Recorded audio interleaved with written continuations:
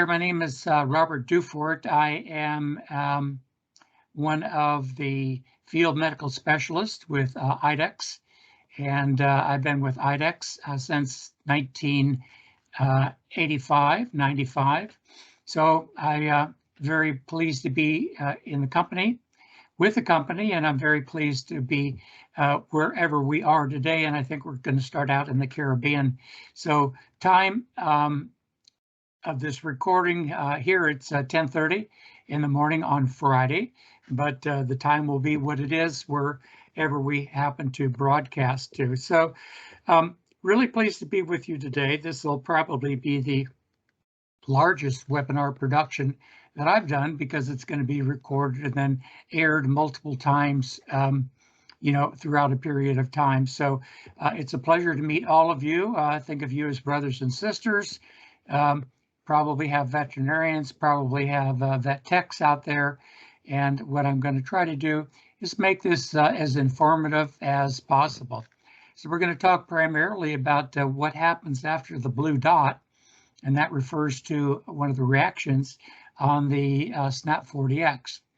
And I'm not an expert in vector-borne disease, and there are probably some of you out there that know a lot more about it than I do. So please bear with me. We're going to have ample time at the end of the presentation for questions and answers. So I think what we'll do is we'll hold all the questions until that point. So I'm going to go ahead and share my screen and we'll get started with the presentation. Yeah, this is really an apropos title, what comes after the blue dot, because these blue dots don't necessarily mean active infection. And with a lot of these tick-borne diseases, as we will discuss, the clinical signs may be inapparent. So the animals may come up with a blue dot. The owner may never have noticed the presence of clinical signs. And so the question is very good. What do you do after you get a positive on the 40X SNAP device? So again, I'm Robert DUFORT. I'm a veterinarian. I'm a diplomat of the American College of Veterinary Internal Medicine, and I belong to the Global Medical Organization. So, we're going global and we're all part of the same world. And again, that's what makes it a lot more exciting to be here with you today. So our learning objectives are as follows. We want to improve canine care through better understanding of tick-borne diseases. I know a little bit about tick-borne diseases in North America and virtually nothing about tick-borne diseases in South America. So a lot of what I share with you may or may not be applicable to your own country or your own region of the world. We want to overview specific test classifications and also talk a little bit about statistical terminologies used in the evaluation. We're going to discuss seroprevalence, pathogenesis, clinical presentation associated with these infectious diseases, and then we'll review the different screening and diagnostic tests as well as results and interpreting for improved patient care. So here's our workhorse. It's the 40X. And why do we even care about testing for tick-borne disease? Well, this slide says it all. Dogs are sentinels for tick-borne disease in the area that we live. And some of these diseases are zoonotics. So if the animal is infected with an agent carried by a particular tick, we can decide whether that tick is also carrier of a human infectious agent like Ehrlichia ewingii. And it makes for very valuable information for the MDs in our area as well as us. So we really are one medicine, one health, and we're kind of right in the middle of it, being veterinarians. So public health benefits, co-infections. A lot of these ticks that carry these diseases can carry multiple infectious agents. And so we will want to know about that. And then testing also will want to treat if applicable, and we'll talk about the reasons for testing. And then probably as important as anything else, if we know an animal's been infected with a particular tick-borne disease, then we can really get on tick control. And because these animals can be infected multiple times, one infection does not convey immunity. And with the exception of maybe Lyme disease, there really are no vaccinations that I'm aware of that we can use. So screening dogs for tick vector disease is important because a couple of these agents, canine granulocytic ehrlichiosis and Lyme disease, can also cause infections in humans and can be quite devastating, quite lifelong infections. So dogs are sentinels for the presence of tick vector diseases in our community. And veterinarians need and want to know about what's happening in their communities. This is a shot of what happens in North America, in the United States, and some of these ticks have got they're prevalent from coast to coast, like the brown dog tick, where others tend to be more regionalized, like the black-legged tick. So I tend to know or try to familiarize myself with what are the ticks in my particular region. And let's see if I can get that laser to work here. So my region of the country is California. And so we've got the brown dog tick, and we've also got the American dog tick. And we've got a very nice agency that helps us track the seroprevalence and locations of these diseases in the US, and it's called CAPC, and that's an abbreviation for Companion Animal Parasite Council. And you can Google that and take a look and see the information. It's got a lot of information that may not be regionalized for you in South America and the Caribbean, but there's a lot of information on treatment of the infectious agents, information about the ticks themselves. So if you've never logged on to that particular website, it's a pretty cool place to be. Okay, and so again, our ticks can transmit more than one infectious agent. So, the Lone Star tick can transmit Ehrlichia ewingii. That's a human pathogen. The deer tick or black-legged tick can transmit Anaplasma and Borrelia. So 2 diseases, and it's not uncommon in the regions where those ticks are found, like in my part of the country or up in the northeast part of the US, to have a co-infection with a particular or a single bite from the animal. Brown dog tick can transmit Ehrlichia platies, which is regionalized in a central part of the US, and also Ehrlichia canis, which is pretty well widespread throughout. And then the American dog tick, again, Ehrlichia canis for those. So, if you've got a particular tick in your region of your country, and taking a look at this chart, you can see that that tick can transmit more than one disease to our particular pets. And so we need to be aware of that. So other couple of ticks here, amblyomma is a tick that's found in the Gulf Coast. Again, maybe you're seeing that in Latin America, perhaps not, but this is a new tick for North America. This is the Asian longhorn tick. And something that's very unique about this is here's the female here, here's the male here. The female does not need the male to produce live ova. So she can just go out and populate the woods or wherever she's found without the presence of the male. So they're going to be a very successful tick in transmitting our tick vector diseases.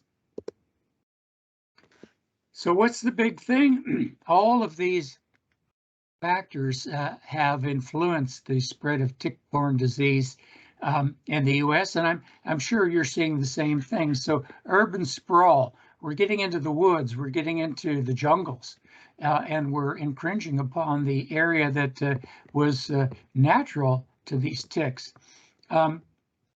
Climate change, whether it's warming of the climate or whatever, we find that these ticks are surviving or staying active for a much longer period of time than. So we've got a very mobile world. People get on an airplane with their pets and take it from one continent to another continent. In the US, our deer populations are expanding, and they tend to be one of the reservoir hosts. And then relocation of pets, this is, again, this is a very common phenomena, particularly after disasters in the US. So after Hurricane Katrina, we got a lot of greyhounds coming up to all parts of the US that came out of Louisiana and the southern area where racing greyhounds are prevalent. And ticks, their domain is expanding. So they're seeking broader and broader range for their particular living habits.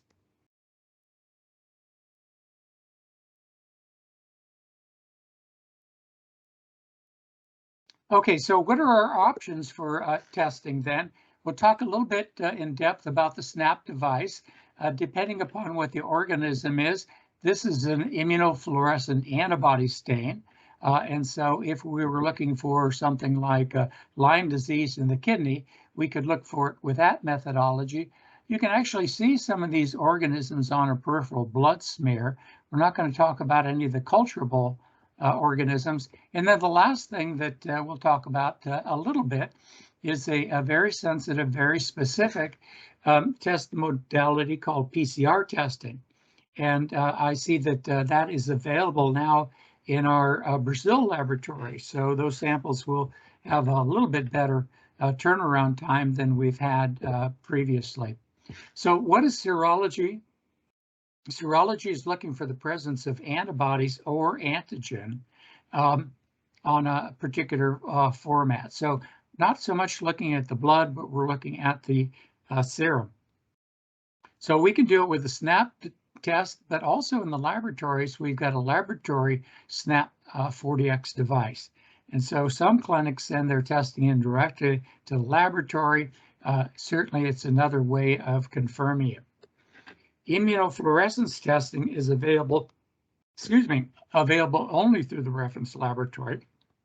And it's not quite as specific. It may be a little bit more sensitive because IFA looks for multiple antibody types. So we can be looking for an IgG or an IgM, but you may or may not have that testing modality available to you. So let's talk about our workhorse here, and that's the SNAP 40X. Some of the hallmarks are bidirectional flow, and what that means is that the solution is taken two directions across the sample capture device. And so second step is to wash off non-specific binding. So what this does is it results in a nice, clean, very specific staining of just what we're interested in, and that's going to be the antibodies and the antigens. And then we've got a substrate that highlights it with a dot here, and that makes it very easy for us to read our sample. So again, bidirectional flow, sample is conjugated as mix, passes across the capture agents on two passes. It forces the sample back across for the second one. It provides ample or additional time for the binding of the antibody. Well, I'm talking about that. Here's a little test question for you. On the SNAP 40X, 3 out of the 4 of those test spots detect the presence of antibody. Only one of them detects the presence of an antigen.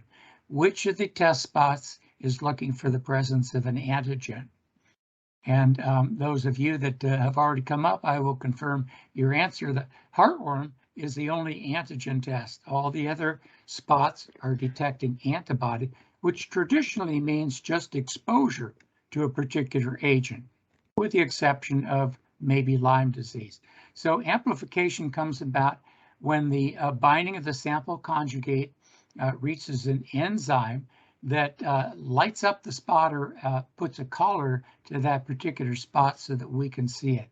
It maximizes the signal from even a low level of a positive sample.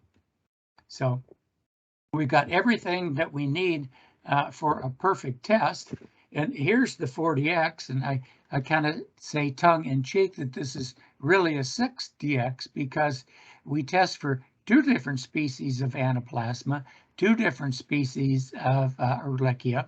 We test for Lyme and then for heartworm infection. So we've got about everything we can put on that format, and I don't think we're going to see the evolution of a 5DX or a 6DX. We're just kind of running out of room on that format. So a little talk about when we expect to see antibody present, and antibody detection depends upon the tick infecting the host recognizing that antigen, either the antibody or either the antigen from the anaplasma or the Ehrlichia, and then giving it enough time to develop an antibody response. And so it's going to take some time. We're not going to get a positive the same day you see a tick on the animal. So here's the intervals for detection. And, since we're looking for a specific antibody from Lyme, it tends to be a little later coming up as a positive. But 2 to 3 weeks is kind of the average turning point. A reliable antibody, maybe we'll get a weak positive early on. If we get a little bit more time to develop that antibody, then we're going to be more reliably positive on our test. And so where do clinical signs come about? Well, a lot of times, like with Lyme, it's 6 weeks post-infection, whereas with anaplasma or Ehrlichia, we can see it very acutely. So the lesson here is that with these two, which is going to be the mainstay of our discussion with anaplasma and Ehrlichia, we can have clinical signs weeks before we have a positive antibody test. Okay, so it'll come and go. And again, if we're just arbitrarily screening an animal, the owner is, say, unaware of any clinical signs and it comes up positive, then that's going to be confusing for our clients. And we're going to want to be able to explain why that comes about and how that comes about, and probably more importantly, what to do next. Do we treat or not? So PCR polymerase chain reaction is an incredible test. What it does is it takes 1 copy of the DNA from Lyme disease, Ehrlichia, anaplasma, even from heartworms, and multiplies it. Each time it multiplies it, it takes that double helix of DNA. By heating the sample, it splits it into 2 individual chains, and then the ingredients needed to make the complementary chain are in that reaction well. It's cooled again, and now we started off with 1 copy of DNA, and we've got 2. Well, each testing goes through 40 cycles. So if you take 2 to the 40th power, you end up with millions and billions, and actually trillions of copies of the particular agent that we're looking for. So it's highly specific for the exact DNA or RNA that we're seeking. Although it's highly sensitive, a negative result does not rule it out. Okay, there may not be any particular sample in the blood sample that came into the laboratory. So this next slide gives an idea of how the cycling works. So each one of these occurrences along this horizontal graph is a single sample. It's a single cycle, I should say. And you see with any particular patient, every time they move to the right, it's another cycle, and the amount of DNA that is produced doubles and doubles and doubles. It gets to an extinguishing point here because there are no longer enough reagents for the polymerase to continue replicating. So this may be a little complicated, but this particular sample rises very quickly. It rises in a lot fewer cycles than this particular pet down here. And the reason is that he starts off with more DNA. So when he starts to double it, if he started off with, let's say, 100 times more DNA in his specimen than this one showed, it's going to take less time, less cycles, for him to exceed the ingredients in the test tube, if you will. So also because of the ability to differentiate these, some of our PCR tests can be quantified. So we can actually, with some infectious agents, and this is more important these days with like an FELV infection, we can actually say how much the particular agent is present in the animal, and this is valuable for researchers and sometimes even for treatment. So let's compare serology and polymerase chain reaction timing then.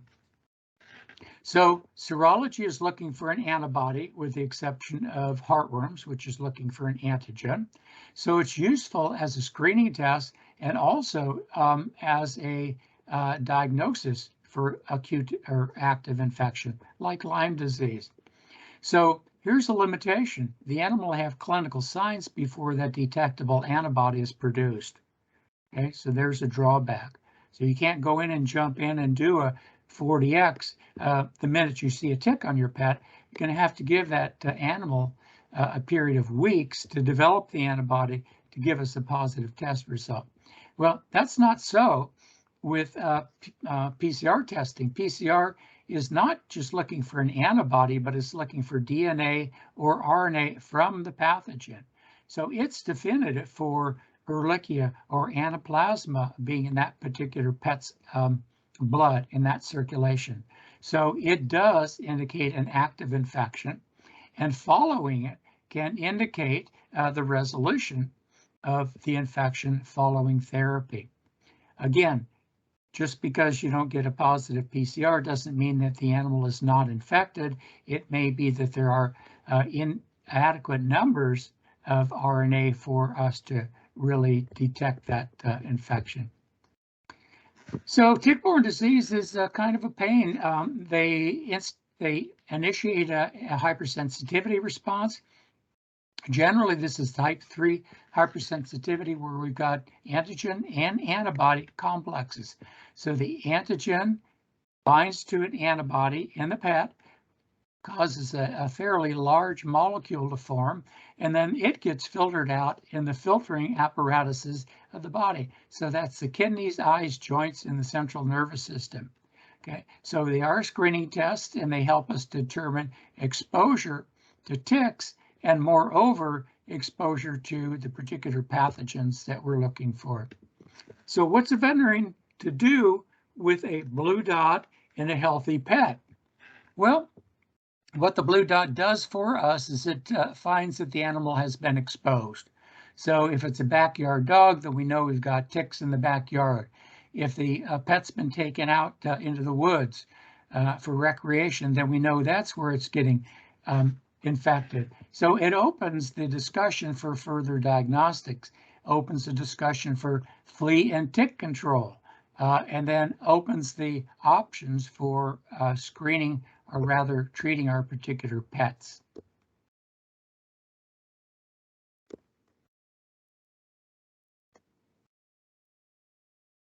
Okay, a lot of these tests are accompanied by proteinuria. So we'll talk about the clinical signs for each of those agents when we get there.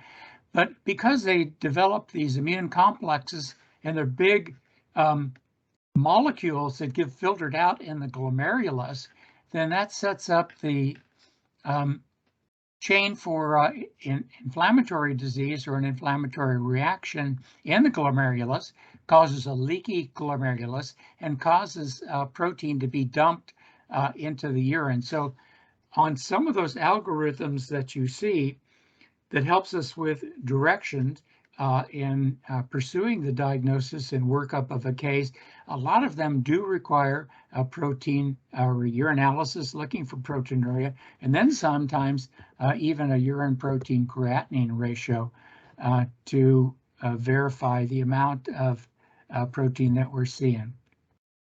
So here's that immune complex I was alluding to earlier. This is the antigen. So an antigen is like a protein from the anaplasma or a protein from the organism of the Ehrlichia. It's a foreign agent to our pets or people. And so we develop an antibody response as a way to clear it or limit its distribution. So they form these antibodies, and they're trapped non-specifically in the filter. So it can cause glomerulonephritis. Some of these can cause SLE and serum sickness. So this is where a lot of the disease comes from.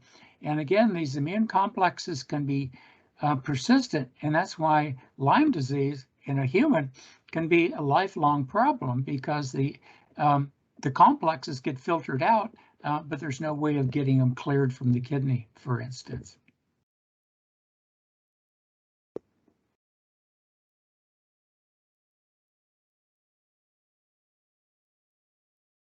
Okay, I'm going to go ahead and manually advance here. Whoop, I want to go back. Go back a couple.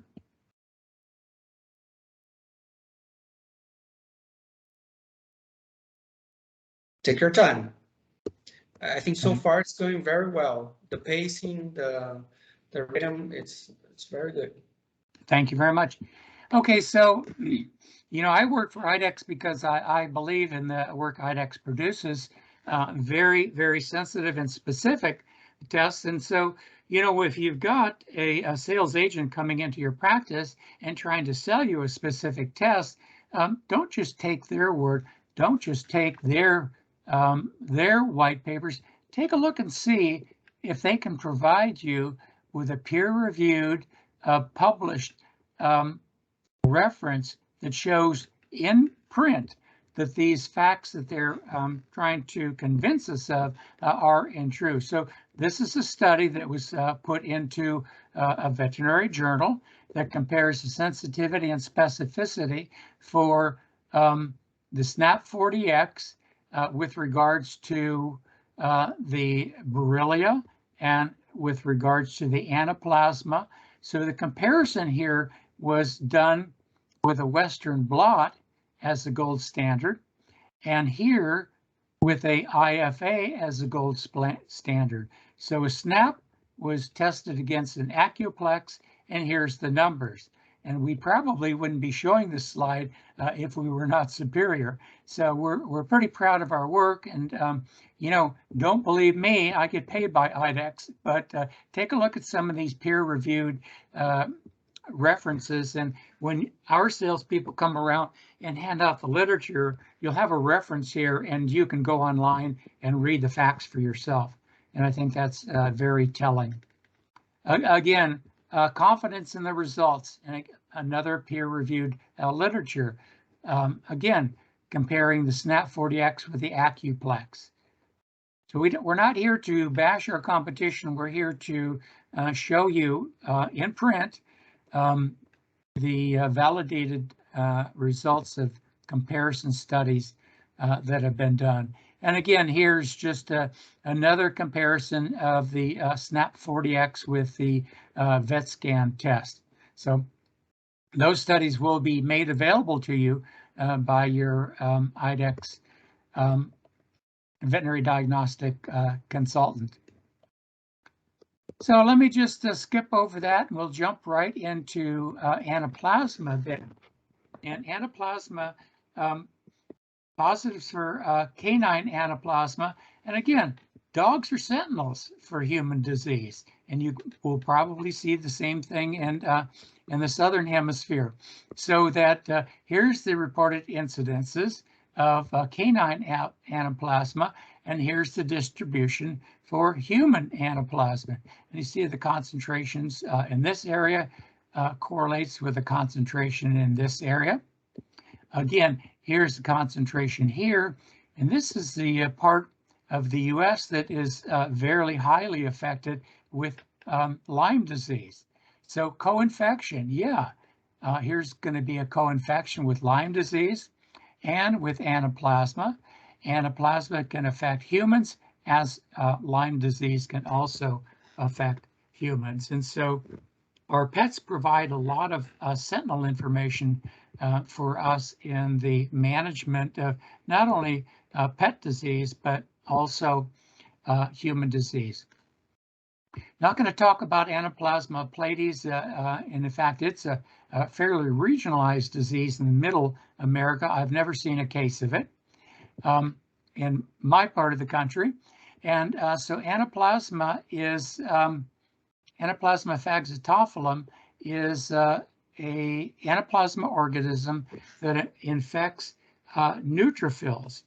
And when we used to see this in the laboratory, it looked a lot like Ehrlichia equi. And so for a long time, it was called Ehrlichia equi. And then the genome and the sequencing and the DNA of these particular agents were studied and refined, and we find that it is actually a specific. So acutely, what does it do? And these clinical signs here, particularly right up front, are going to be very similar, whether we're talking about anaplasma or whether we're talking about Ehrlichia. And these diseases can come in several phases. So it can be acute, it can be subacute, and it can be chronic. And if we can treat an animal with acute Ehrlichia, and I'll get to that slide in a minute, then maybe we can keep it from going to the chronic infectious phase, which is very often fatal with a pancytopenia. So fever, anorexia, lethargy, polyarthritis, and lameness. And in some cases, because we've got a meninges surrounding the brain, and it's a filter, these immune complexes can be deposited in the meninges, and so neurologic signs can be a part of the presentation for anaplasma. So in my part of the country, it's transmitted by the exotic species, Ixodes pacificus out here. With regards to clinical pathology findings, most all the tick-borne diseases, if they're going to cause a cytopenia, thrombocytopenia will be the primary abnormality that we're going to detect, followed by a lymphopenia. They may or may not result in increased liver enzymes. I don't see that all that commonly. So what's the take home here? Well, if they can cause some laboratory abnormalities, and particularly if they can cause some thrombocytopenia, what's one thing that we may want to do after we get a blue dot? Well, maybe we'll want to do a CBC. Or when I talk about Ehrlichia later on, you'll see that Ehrlichia also is coincidental with kidney disease. So with an Ehrlichia infection, maybe we want to do the CBC and a chemistry panel and a urinalysis. And so what this is doing is it's doing additional testing for us to determine the extent of the infection so that we can properly treat our pets. Okay, so we name those before: lethargy, anorexia, lameness, joint swelling. Thrombocytopenia, lymphopenia may be increased in liver enzymes. The animals may appear healthy, particularly if we're picking up in the subclinical state. And here's where the conundrum comes about. The subclinical state is very often where the animal is residing when we get that positive blue spot. So we get that blue dot, the animal's asymptomatic, and what do? And it's a great question.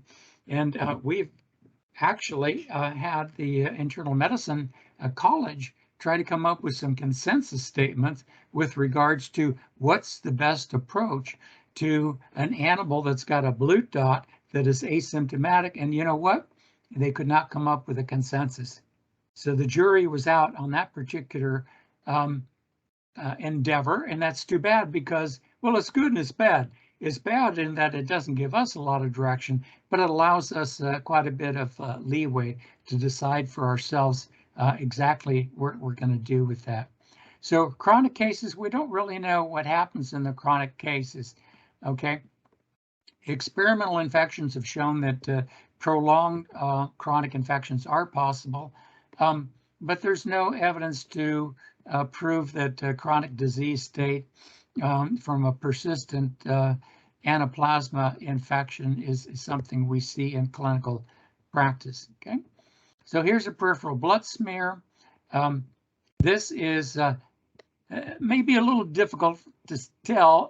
It looks like it's got a little segmentation right there. This is actually a monocyte. So we're finding these morula. These are the anaplasma organisms in the cytoplasm of the neutrophil. And again, previously we would call that Ehrlichia equi. Whole different genus, whole different species. So here's the Ehrlichia, and these are monocyte cells. I'm sorry, this is a neutrophil. These are the monocytic cells here, and these monocytic cells then are containing the Ehrlichia moruli. Here's a neutrophil here. So yeah, my first blunder was calling this a neutrophil. I should have stuck to my guns. So neutrophil with inclusions makes it anaplasma. Monocyte with inclusions makes it Ehrlichia. So sometimes you can find those moruli on a peripheral blood smear, but the numbers are usually pretty small, and it's pretty uncommon. And it used to be something that was fun when I was working in the laboratory, because the techs that look at hundreds of blood smears throughout the day would get so excited when they'd find these morula in these white blood cells and bring it. So they're also difficult to distinguish from other intracellular structures, and some stains can cause particulates and other cell pathology. So take a look at it, and if you see it and you're comfortable with it, call it, but you can also send those slides or that blood sample into the laboratory, and I would probably send the slide, because you may have just gotten lucky to find it on your particular smear. Send that smear in to us.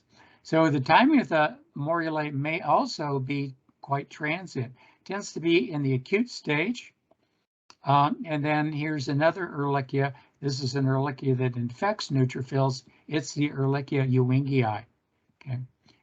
We cannot differentiate Ehrlichia ewingii from anaplasma morphologically. We need to do PCR diagnostics to make that differentiation. So diagnosing anaplasma phagocytophila, IFA shows that the neutrophils are infected, good sensitivity, but reduced specificity. The SNAP test is excellent as far as distinguishing that peptide. So it's got good sensitivity and good specificity. And again, if we went back to that 40X slide, that 40X picks up not only anaplasma phagocytophilum, but also anaplasma plates. And so if you're in an area of your country where you've got plates, then you need to do PCR testing to differentiate those two infectious agents. Okay. Treatment. So the treatment is typically with doxycycline or fluoroquinolones, supportive therapy as needed. And usually the response to therapy is pretty quick, within a day or two. And recheck within a week or two usually indicates resolution of the thrombocytopenia and lymphopenia. So got a little case here. This is a lady, 2-year-old Shih Tzu, who came in with generalized pain, difficulty walking. Well, the only thing we need here is a little fever, right? Pain on examination, particularly localized in the joints. So she had a hot spot on the back of her head. Maybe that was a tick. No fever here, but that's all right. We may have missed it.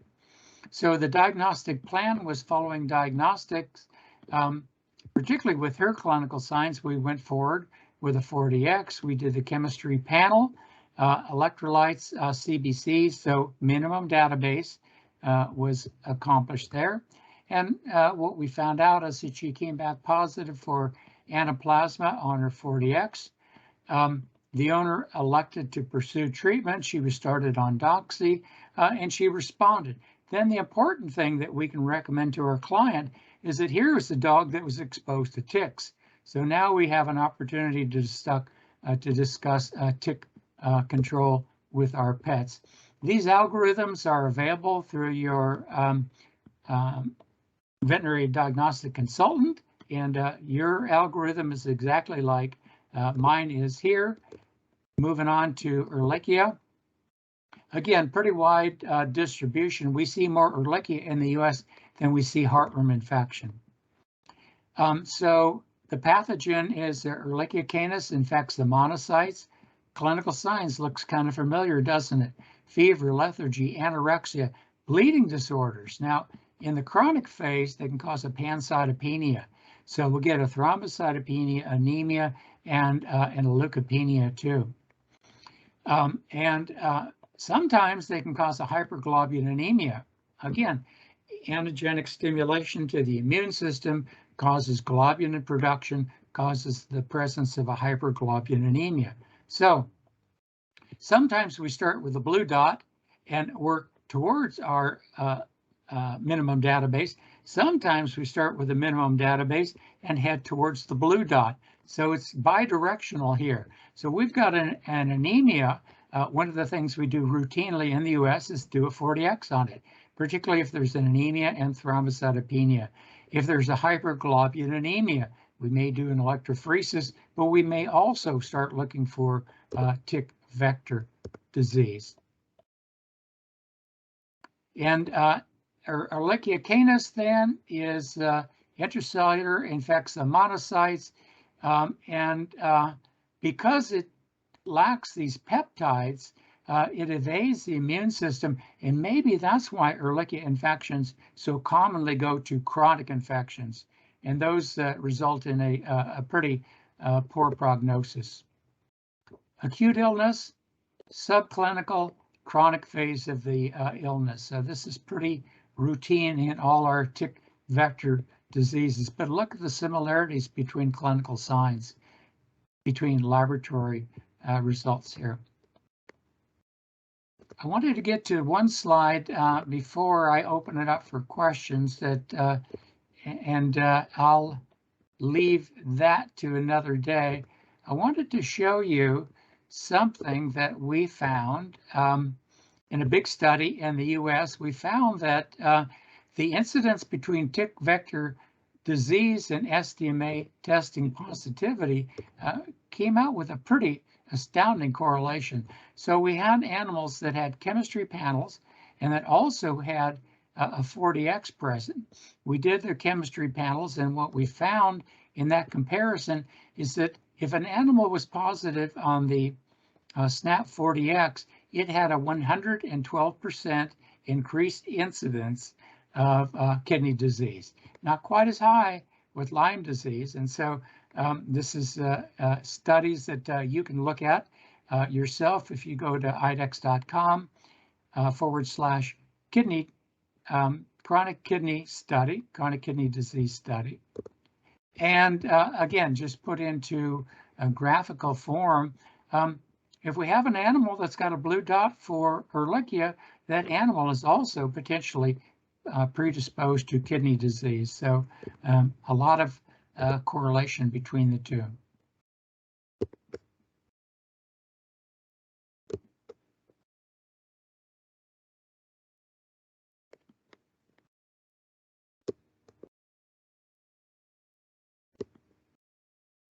So what comes after the blue dot? Well, here's an algorithm for you, and it starts with a positive result. Then what do you do next? Well, it depends upon whether there's clinical signs or no clinical signs. Then no treatment recommended, treatment recommended. So take a look at this, keep it in your clinic right next to your 40X devices so that you can then decide what the best course of action is for your particular pet. And I think we're just about at the end of the slides. And so I don't know whether we can open it up for questions here, since this is an English-speaking audience. Here's the key points that I want you to keep in mind. Educate the clients about tick-borne disease and tick prevention, and how important it is to remember that these tick vectors are also transmitting human monocytic ehrlichiosis. So it is One Health.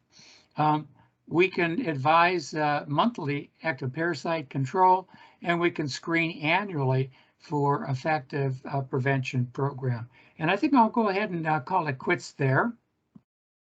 Well, thank you all for being present.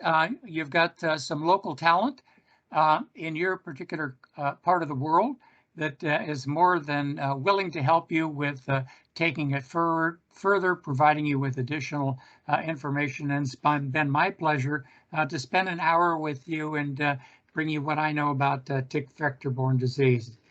Thank you very much and have a great day. Pruebas SNAP se basa en la misma tecnología ELISA, utilizada en laboratorios de referencia.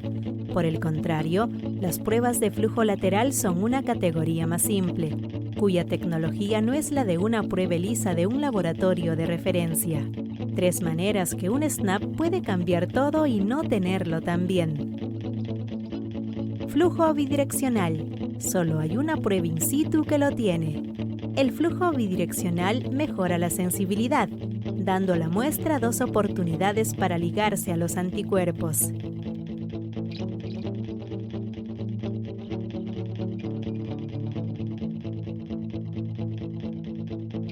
El flujo unidireccional puede perjudicar la sensibilidad, porque la muestra solo tiene una oportunidad de ligarse a los anticuerpos. Fase de lavado integrado. Solo una prueba in situ la tiene. El paso de lavado integrado en la prueba SNAP maximiza la especificidad, eliminando los residuos en la ventana de lectura. No tener un paso de lavado puede sacrificar la especificidad, porque los residuos permanecen en su lugar y pueden causar falsos positivos. Amplificación.